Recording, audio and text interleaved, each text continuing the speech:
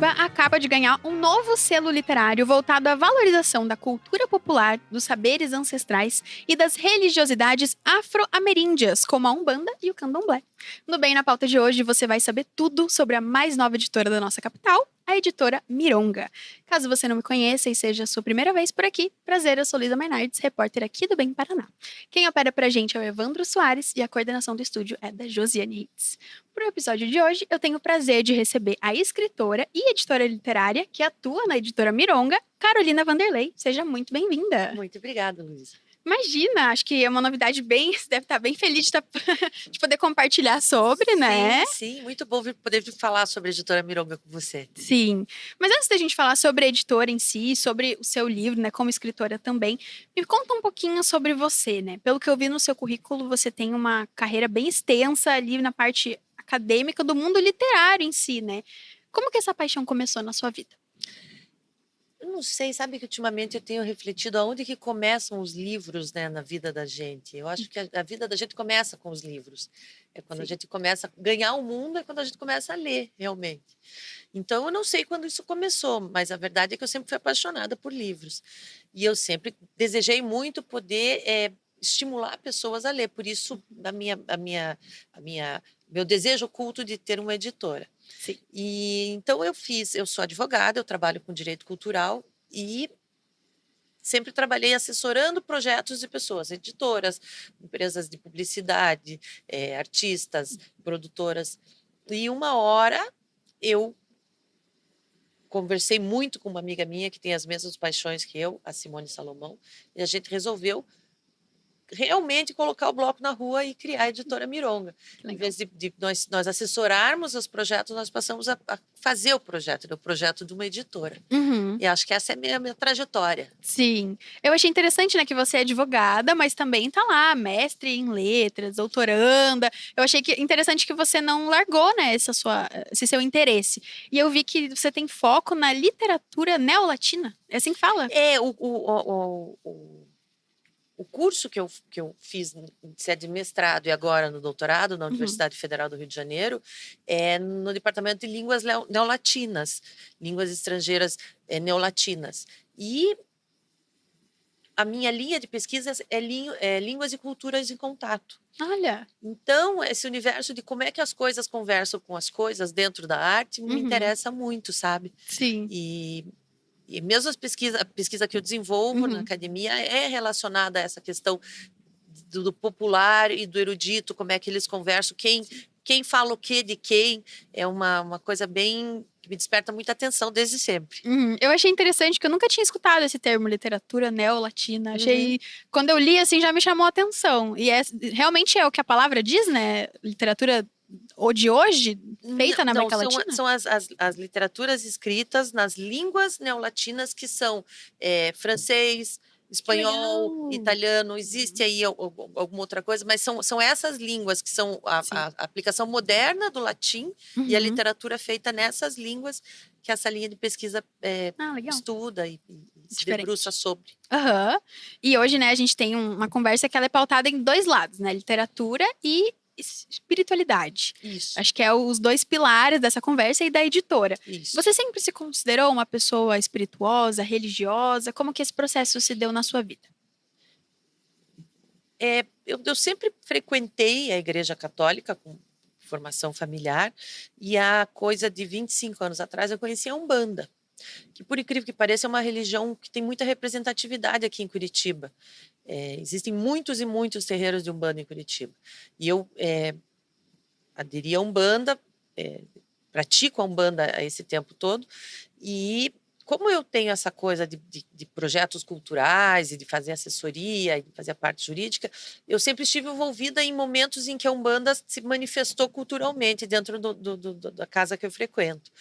Então, a mistura da literatura com a espiritualidade não é uma invenção minha. Eles é que inventaram para mim, assim. Eu acabei fazendo o que era natural fazer, por conta do que eu pratico na minha vida. Que legal! Interessante isso, eu não imaginava que você tinha vindo da Igreja Católica, né? Que foi a sua, imagino que por família, talvez?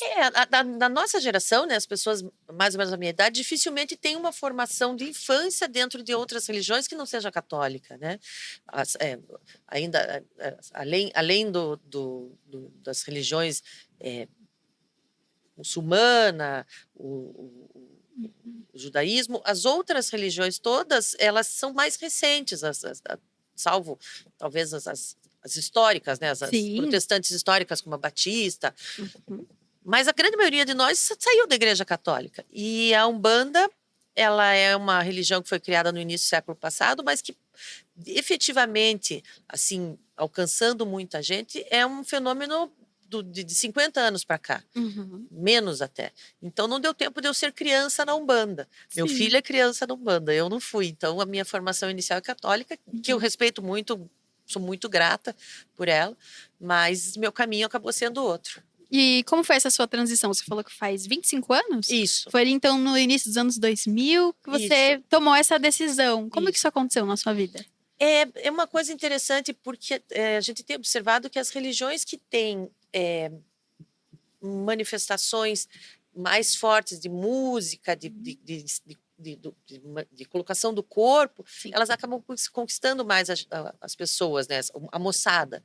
É, inclusive, os movimentos recentes da Igreja Católica têm essa coisa, né? Dos carismáticos, as pessoas são mais fisicamente colocadas no culto. E a Umbanda, como o Candomblé também, mas no meu caso, né, sobre a minha experiência, a Umbanda me pegou, porque é muito luz, som, movimento, batuque, canto, e a gente não consegue resistir. É muito Sim. bonito, é muito plástico. Independente da questão ritualística, religiosa, plasticamente é muito bonita. Sim. Então, tem muita matéria para projeto cultural e muita matéria para experiência individual também. Sim, que bacana. E você veio desse background e agora você faz parte ali da editora Mironga, que justamente pensa sobre isso, né? Pensa em juntar esses dois pilares, a literatura e a espiritualidade. Você Isso. pode contar um pouquinho pra gente qual que é a proposta desse novo selo literário? Como que surgiu essa ideia? Então, a Editora Mironga é um projeto da Simone Salomão, comigo, Carolina Vanderlei, e nós duas temos essa coisa. A Simone tem uma experiência grande em edição já, ela é uma editora literária de muita experiência. Eu tenho uma experiência só em projeto, não na edição em si, mas também escrevo, e a gente juntou o útil ao agradável, nós duas somos de terreiro, então, qual que é a orientação? Por que Editora Mironga? Primeiro que o nome já é Mironga é uma espécie de feitiço, de encantamento, né? A mironga do Congá, aquela coisa que as pessoas vão descobrir a partir do momento que começam a frequentar o terreiro, ou qualquer tipo de rito. É, a mironga nasceu exatamente na junção disso, da cultura e da religiosidade. Não só a religiosidade da Umbanda, porque a gente acha que toda religião que manifesta o espírito do povo, então, assim, o patrimônio imaterial desse povo, o jeito que o povo reza, o povo dança, que cozinha, que festeja, que chora, né? Os ritos funerários, tudo isso é patrimônio imaterial. Uhum. E a gente quer se debruçar sobre esses elementos, inclusive a religiosidade. E o que isso traz de história fantástica, de história interessante, é uma coisa impressionante.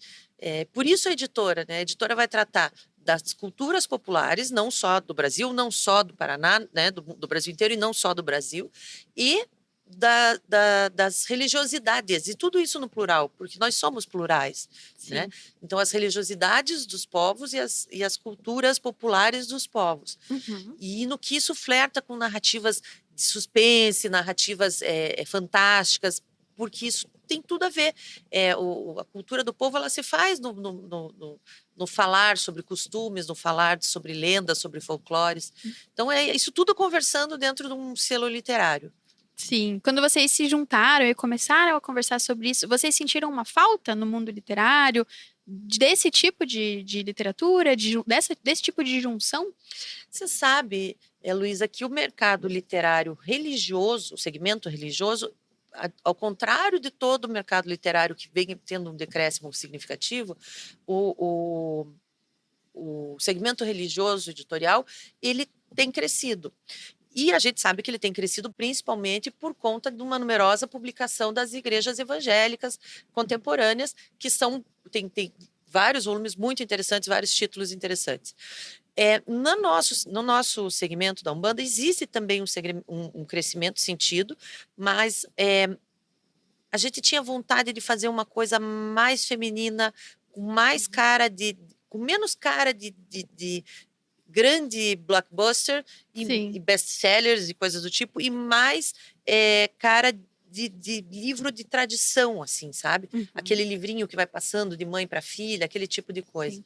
Então, a gente decidiu abrir a Mironga para dar uma atenção especial pro cuidado editorial, pro tratamento literário do tema, sabe? O livro ficar bonito. A gente quis fazer para isso mesmo. Existem livros nesse segmento, sim, mas a gente quer fazer uma coisa bem feminina, e não feminina no estereótipo, feminina no melhor que existe nisso. Sim, e foi lançado agora no último sábado, né? Para quem tá vendo, não foi no último sábado, foi no dia 12 de julho. Isso. Mas quando que essa conversa começou? Assim, quando que vocês começaram? Puxa, eu acho que talvez a gente consiga, vamos tentar, vamos conversar. Quando é que surgiu esses primeiros burburinhos? Pois assim? então, aí tem uma história que a gente joga pro imponderável, né? O livro trata da história de uma mulher que presenciou muitas passagens da história do Brasil do século XVIII e que presenciou a relação do homem branco colonizador europeu com os povos escravizados, não só os pretos que foram escravizados, mas também com as tentativas de escravização dos indígenas brasileiros. E ela passou por isso e depois ela se tornou, tem toda uma história de vida dela, ela se torna uma pombagira. E essa pombagira, eu tenho a honra de trabalhar com ela no terreiro do Maneco, e ela que pediu para eu escrever o livro. Então, veio meio que uma demanda externa.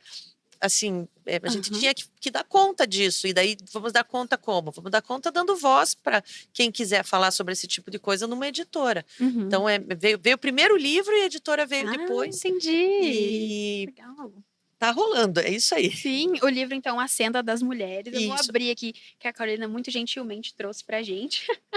E eu vou mostrar. Mas já me explica esse título, A Senda das Mulheres. O que significa senda? Senda é um caminho, né? Um caminho traçado pelas mulheres, um caminho que é traçado para as mulheres historicamente. As mulheres têm seu caminho traçado pela sociedade.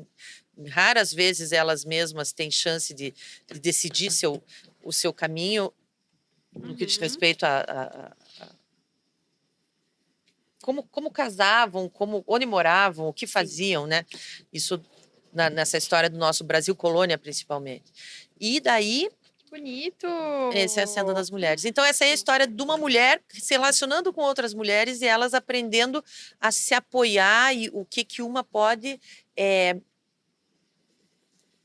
que momento uma pode estender a mão para outra, sabe? Independente da orientação religiosa da coisa, é uma história sobre mulheres. Eu costumo dizer que não é um livro feminista, mas eu sou feminista, então ele acaba tendo esse conteúdo. Sim. É um reflexo, né? A gente não consegue, por mais que ele tenha sido, na nossa concepção religiosa, intuído por alguém, a gente não consegue sair do livro, né? O livro acontece, mas a gente continua lá dentro dele. Nossa, então o livro foi um pedido, foi uma encomenda. Caramba! E até aquele momento você já tinha pensado, você já tinha se imaginado como escritora? Não. E foi o empurrão que você precisava? Como que isso aconteceu? Porque realmente você dá esse passo, né? E de fato, ok, eu vou me desafiar a fazer isso. Imagino que deva ser... Você sabe que a gente lançou o livro no sábado, na sexta nós estávamos conversando com um amigo e ele falou assim, Carol, e agora? Você escreveu um livro, você editou e as pessoas vão ler e vão te julgar e vão...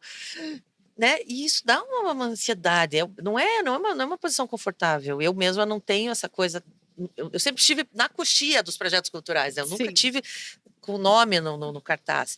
Então, para mim, realmente dá uma certa estranheza, assim, é desconfortável. Mas eu, sinceramente, acho que é uma mensagem bacana. O livro tem um peso literário, assim, que a gente buscou imprimir nele para que não se tornasse uma literatura com cara de avisos paroquiais, assim, daquele caderninho da missa, sabe? A gente tentou deixar a coisa interessante para o leitor e para o leitor que não seja de nenhuma dessas religiões e para o leitor que não tenha nenhuma religião também, desde que ele tenha olhos de ver e ouvidos de ouvir, ele vai conseguir curtir. Mas, além disso, a gente tentou imprimir a verdade do que a gente acredita e, para cima de tudo isso, a questão feminista da sororidade entre as mulheres, a questão das mulheres se apoiando, de uma ensinando a outra a crescer. Uhum. Só quando isso acontece, vocês vão ver que o enredo se desenrola. Sim. E é importante essa mensagem. Eu acho que, independente de qualquer coisa, a mensagem chega antes. A gente, depois, um dia, a gente morre, a gente se torna ninguém, mas as mensagens ficam. É isso que forma a gente ser humano, né? A gente vai passando essa cultura que a gente recebe para os outros e para os outros e para os outros. Por isso que a gente é diferente dos bichos. Uhum.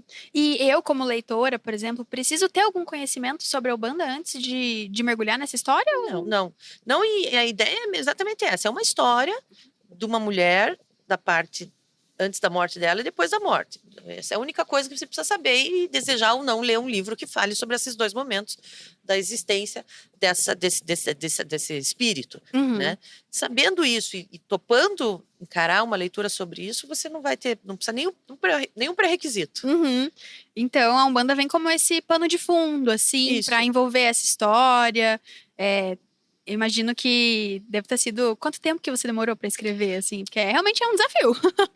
Mas quando a gente encara um desafio, a gente se diverte ou a gente não faz, né? Então, eu tentei Verdade. encarar como uma coisa bacana e realmente foi bom escrever. Que legal. A metade dele foi escrito antes da pandemia, uns 3 meses, alguma coisa assim.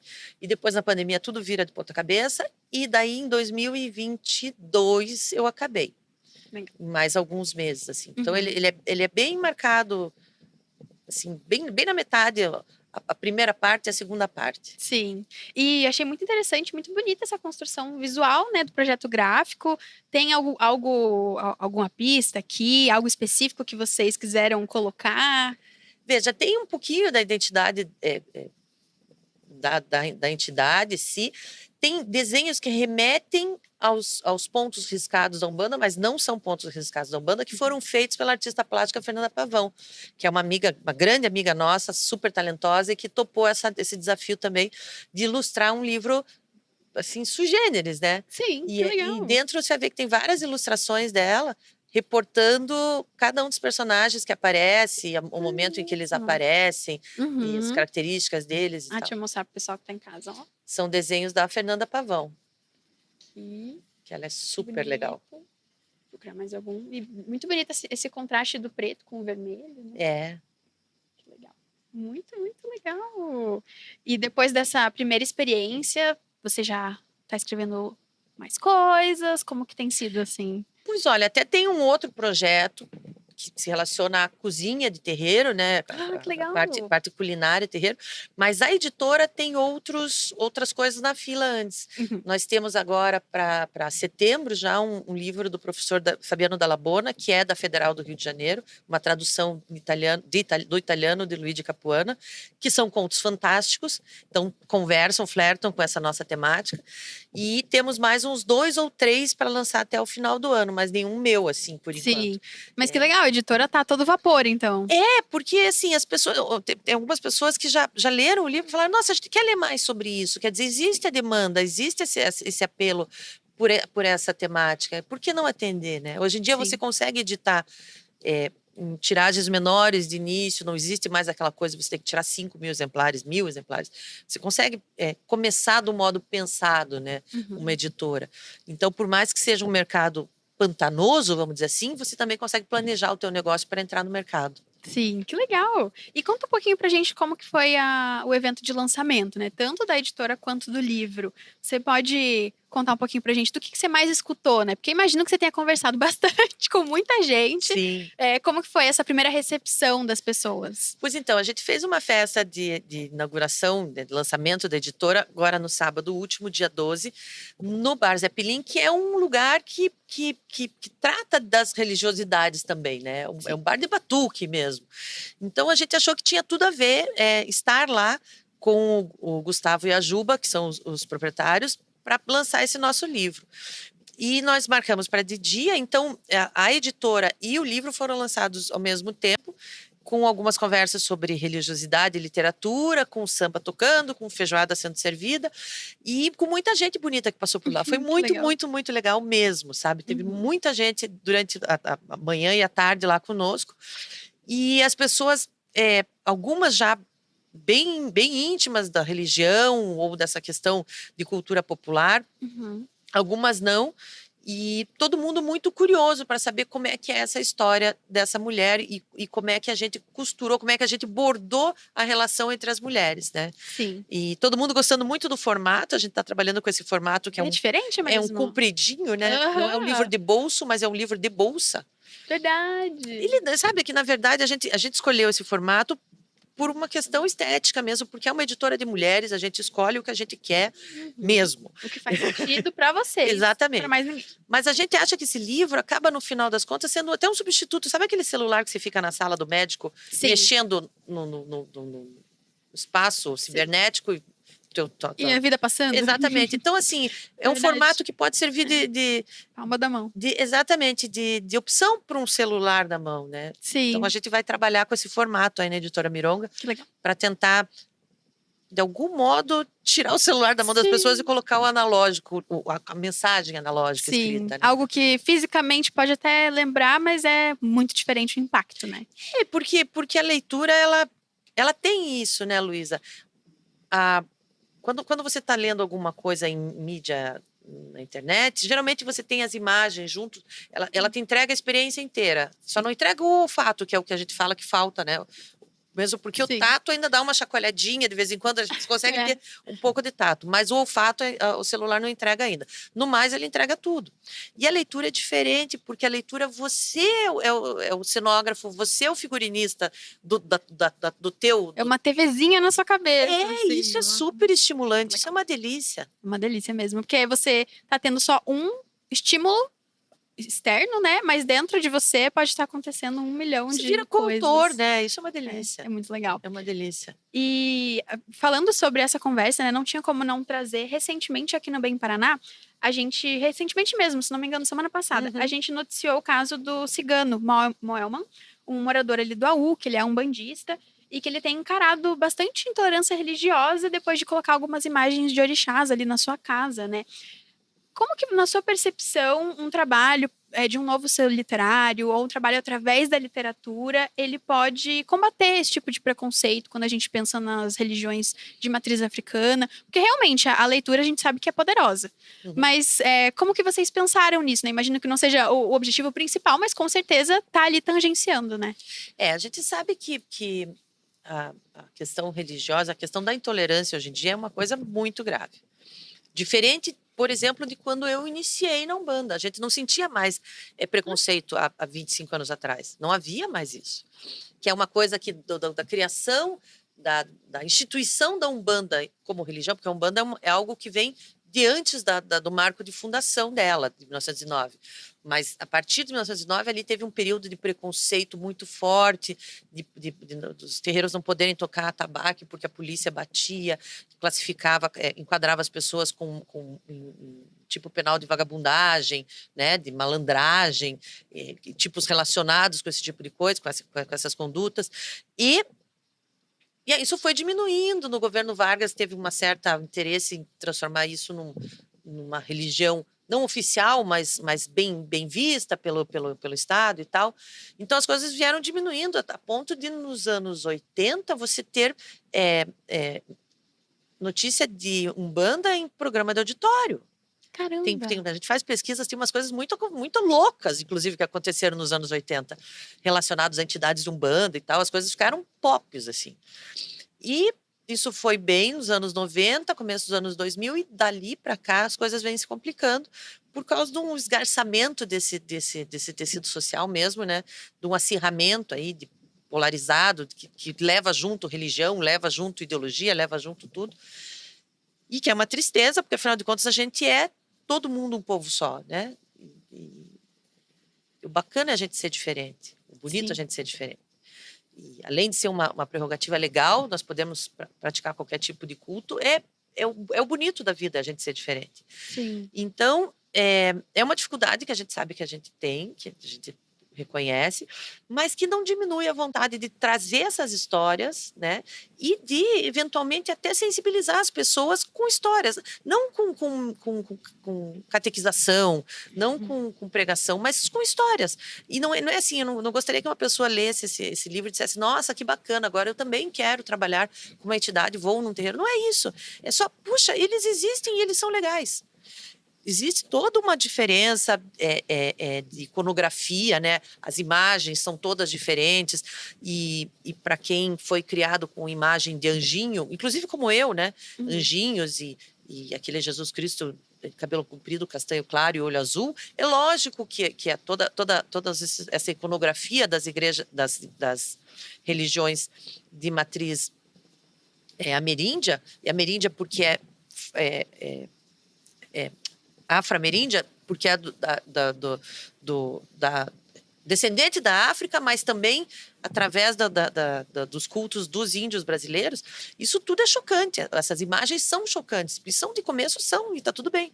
Só que a gente é adulto para ver que nem tudo que é chocante é ruim, é mal, é errado, né? Sim. Relaxar o corpo e entender que só porque é diferente não é ruim. Sim. Achei muito interessante esse seu relato de que há 25 anos era diferente. Muito diferente. Não imaginava, porque a gente tende a pensar o contrário, né? A gente tende a pensar que houve um progresso.